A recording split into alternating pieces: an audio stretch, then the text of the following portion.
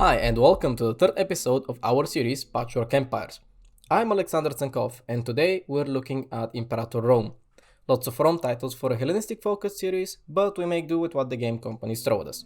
Speaking of game companies, Imperator was developed by Paradox Interactive. Most of their games are grand strategy games like Imperator. Unlike the Total War series that we covered earlier, Imperator is focused much more on intrigue, diplomacy, and politics.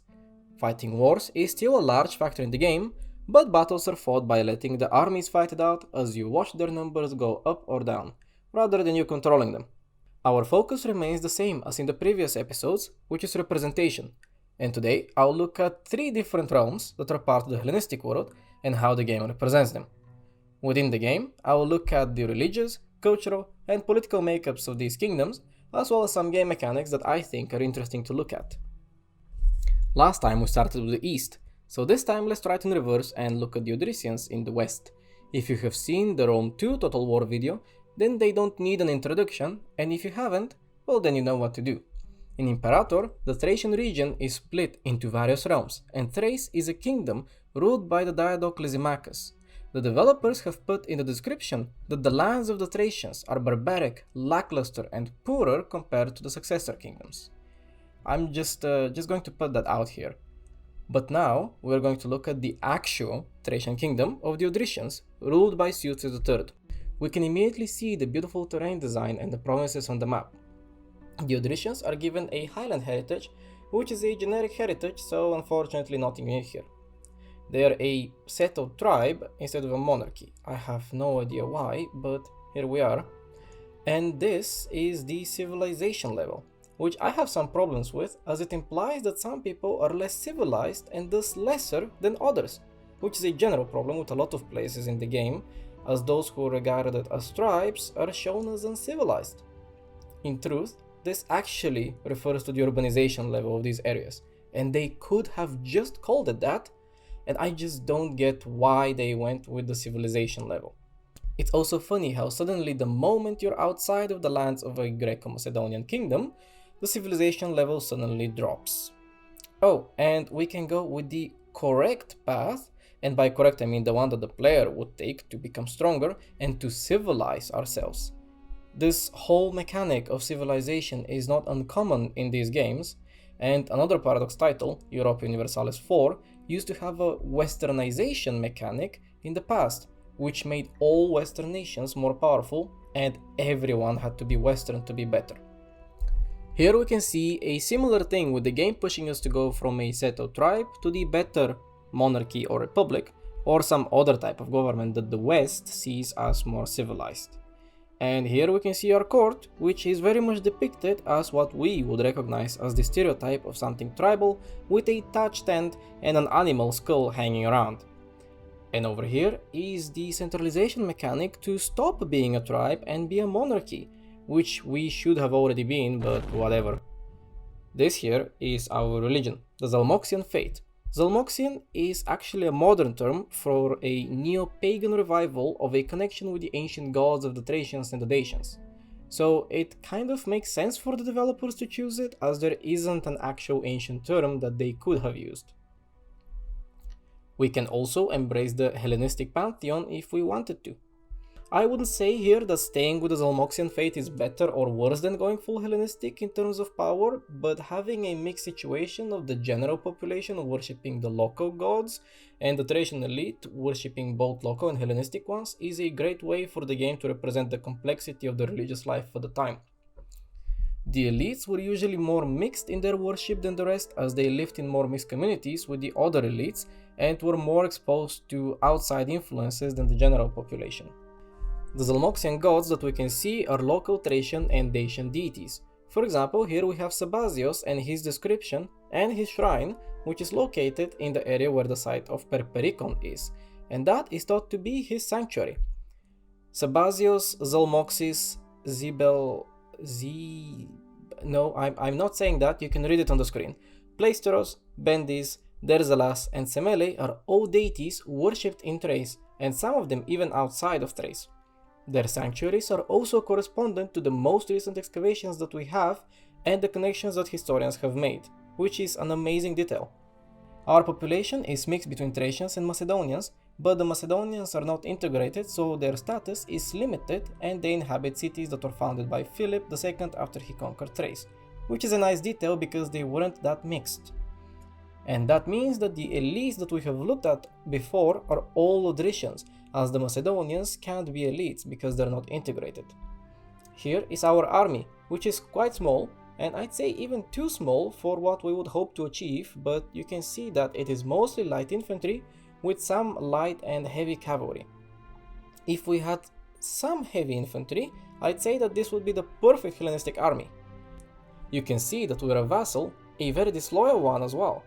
And these are our noble families. They are all Odrysians and have Thracian names. Our missions are generic with some conquest stuff, city founding stuff and stabilization. Combined with our generic heritage, it shows that because there isn't much information about the Thracian region at the time, the developers have spent less time here than they did on states about which we know more. As the game runs, we also get this cool event to rebel against Lysimachus and recreate Successors' rebellion and fight the Great Diadoch to a standstill. So let's do this!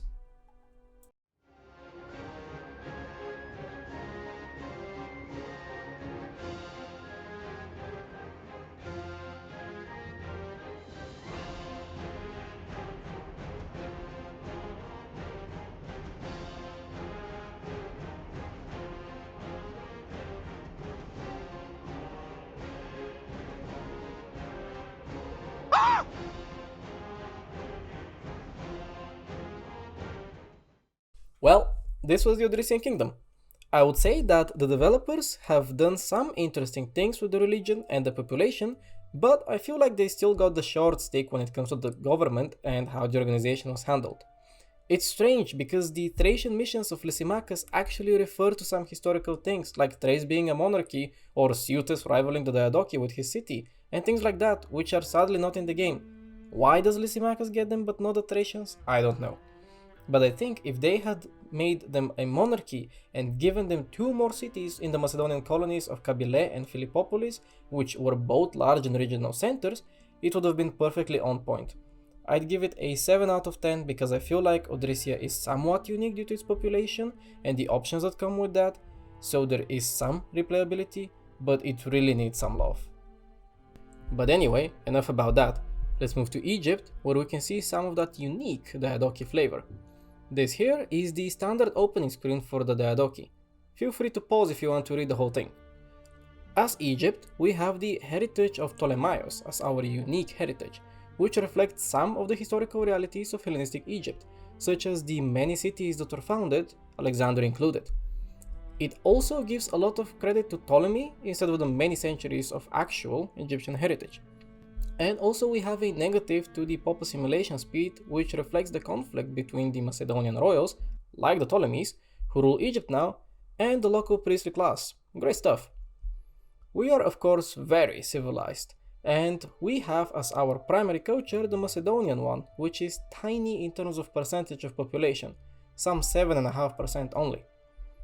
The Macedonians came after Alexander the Great's conquest of Egypt and were mainly in the army and the court, so they were the people in power. Most of our people are still local Egyptians, and our state religion is the Hellenistic faith, but again you can see that most people still worship the local Egyptian deities. Also, I think it's very neat that the people who worship the local Kemetic faith are actually more than the ethnic Egyptian pops, which means that there are non-Egyptians who follow it. It makes sense that this would be the case, but I think it's great that the developers were able to show it, as sometimes games can bundle up ethnicities and religions together. Anyway, here you can see our provinces, and it's easy to notice that most of our people are around the Nile. Egypt may be large on the map, but almost all of its people are in this small area around the delta. And also the governors are mixed. Some are Macedonian, others are Bohairic, which is an Egyptian group that we have as an integrated pop. This is our very royal and aristocratic court. You can very easily see the differences between this one and the Odrysian one. And here is our religious situation. You can see that we're worshipping Alexander the Great as a deity, and that the rest of our deities are Kemetic.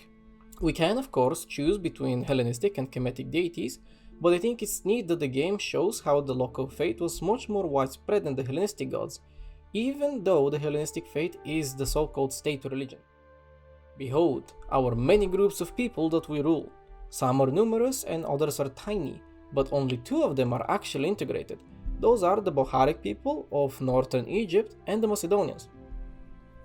Honestly, I did not expect anyone other than the Macedonians to be integrated, so it's a pleasant surprise. Anyway, this is our military. We have some mighty armies, and they look like a pretty standard Hellenistic army in terms of makeup.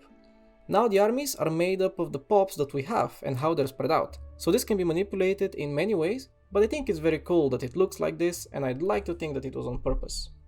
And we also have camel cavalry, which is a nice touch. You can also see here the army traditions that we can get, and we have access to the extra Levantine kingdom tradition because of our location, which adds more flavor to the armies that we can make. The noble families are of course all Macedonians and Hellenics. The highest position that the Egyptians are taking is that of priests. And this is Egypt. I'd say that Imperator has done a great job at representing the Hellenistic Kingdom of Egypt, and their system works great for this. The dynamic pop system makes it much more varied and creates interesting characters and scenarios. It's a 9 out of 10 for me. Not enough time traveling and funny crocodile heads, but Egypt still feels great and has a great amount of replayability simply due to the many options and unique aspects of it. You can do so much every single time, and I really enjoy it. And the final kingdom that I'll look at in this video is Parthia. Now this is a very different Parthia compared to the Parthia from the Total War games. Here they are still ruled by the Macedonians, as it is a satrapy of the Seleucids who appointed the rulers in the region. The kingdom is an aristocratic monarchy with generic Hellenistic heritage. Like all other Hellenistic kingdoms, we get the starting event text which the Ptolemies got for as well, but we did not get when we played the Odrysians. Here is our one province of Parthia and our court, which is again aristocratic and very royal, like the Egyptian one, and not tribal like the Odrysians. Our state religion is Hellenic, but majority of our people are Zoroastrian, and I can't even click to see how many worship the Hellenic deities because it is so tiny. It's the same with the population, where the Macedonians are the main pop in the government, but I can't even see how few they are in terms of total pops, with most of our pops being Parthian. Well, that's because, as you can see, we have a grand total of 1 Macedonian pop, and that pop is the only integrated one in the whole realm, and is the happiest. It's probably just us or like the court and their families. That may kind of be true actually, because that pop is in the capital, and here we can see our noble families, which are all Macedonian Hellenics, probably the only ones in the entire kingdom. Our religion is both Hellenistic and Zoroastrian. We are worshipping 2 of each, so that is quite balanced, but there isn't much unique stuff about Parthia in comparison to the big Hellenistic kingdoms, even though Parthians did end up playing a huge role in the region. And actually you can see how you can guide Parthia to that role by leaning towards a more unorthodox fighting style compared to the Hellenistic kingdoms by relying on the Persian rural traditions, which bolster the Parthian cavalry, which was their main historical army. We can, for example, research cataphracts or get hit and run tactics, and there are also references to historical moments like Thermopylae with the blot out the sun one. It's a nice touch to give them some more unique flavor, but other than that, unfortunately they are rather bland. It's a 5 out of 10 for me. I get that we don't know much about Parthia in this time period, and they only become the primary Persian kingdom in a few generations, but exactly because we don't know much, I think the developers could have given them more love and more tools for the players to do unique things with extra flavor.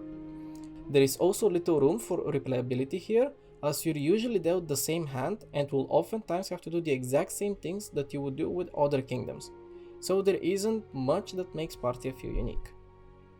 Overall, I would say that Imperator represents the Hellenistic kingdoms quite well and shows their dynamic and complex nature by using the pop system and thus making them more varied and does not reduce some groups to stereotypes.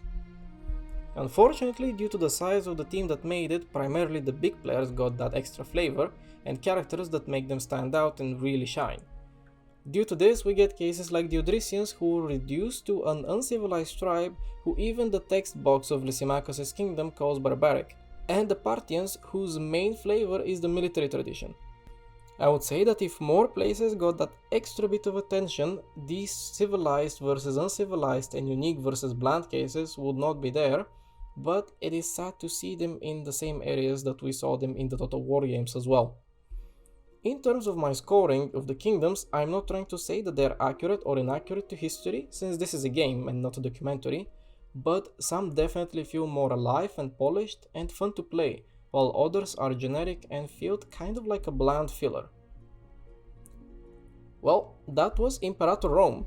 I hope you liked it, and if you have some thoughts on how the game handles the Hellenistic world, let me know, and I will see you in the next one.